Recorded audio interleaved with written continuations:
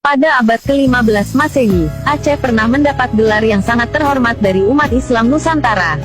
Negeri ini dijuluki Serambi Mekah, sebuah gelar yang penuh bernuansa keagamaan, keimanan, dan ketakwaan. Menurut analisis pakar sejarawan, ada 5 sebab mengapa Aceh menyandang gelar mulia itu. Pertama, Aceh merupakan daerah perdana masuk Islam di Nusantara, tepatnya di kawasan Pantai Timur, Perelak, dan Pasai. Dari Aceh Islam berkembang sangat cepat ke seluruh Nusantara sampai ke Filipina.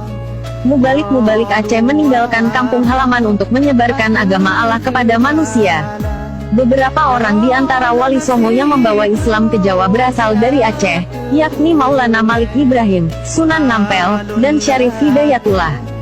Kedua, daerah Aceh pernah menjadi kiblat ilmu pengetahuan di Nusantara dengan hadirnya Jami' Baitur Rahman, Universitas Baitur Rahman, lengkap dengan berbakat, sama-sama Islam, bermazhab Syafi'i, berbudaya Islam, berpakaian Islam, berhiburan Islam, dan berhukum dengan hukum Islam.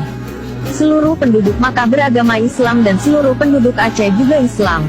Orang Aceh masuk dalam agama Islam secara kafah, totalitas, tidak ada campur aduk antara adat kebiasaan dengan ajaran Islam. Tapi kalau sekarang sudah mulai memudar. Namun siapakah yang memberi nama Serambi Mekah tersebut? Memang mendengar kata Serambi Mekah, mungkin sudah tidak asing lagi di benak kita. Namun tahukah Anda siapa yang pertama sekali memberi sebutan Aceh dengan nama Serambi Mekah?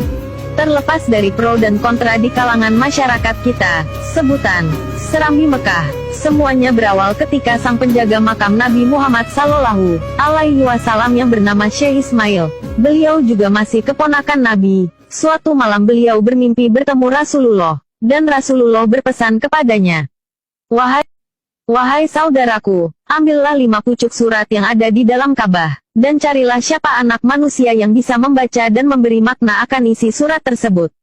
Kira-kira seperti itulah percakapan mereka. Lantas beliau tidak gitu saja percaya dengan mimpi tersebut. Malam besoknya beliau kembali bermimpi seperti semula, dan terus berlanjut hingga ketiga kalinya. Akhirnya beliau memutuskan untuk bertanya pada para sahabat dan ulama-ulama di sana tentang kebenaran mimpi tersebut.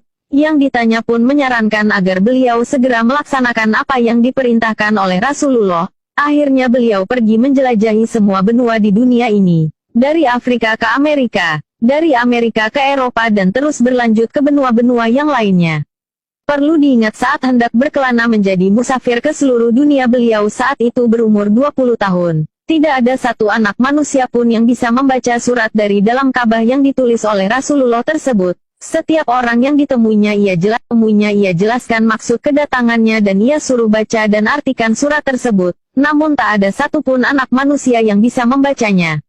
Beliau hampir putus asa, dan suatu ketika beliau hendak kembali ke negerinya. Di saat hendak naik ke kapal di dekat perairan Selat Malaka, pada saat itu Selat Malaka masih dalam kekuasaan kerajaan Aceh, beliau bertemu seorang pemuda yang sangat gagah perkasa. Beliau bertanya asal-usul pemuda tersebut dan menjelaskan maksud pengembaraan beliau yang saat itu beliau sudah menginjak tahun yang ke-80.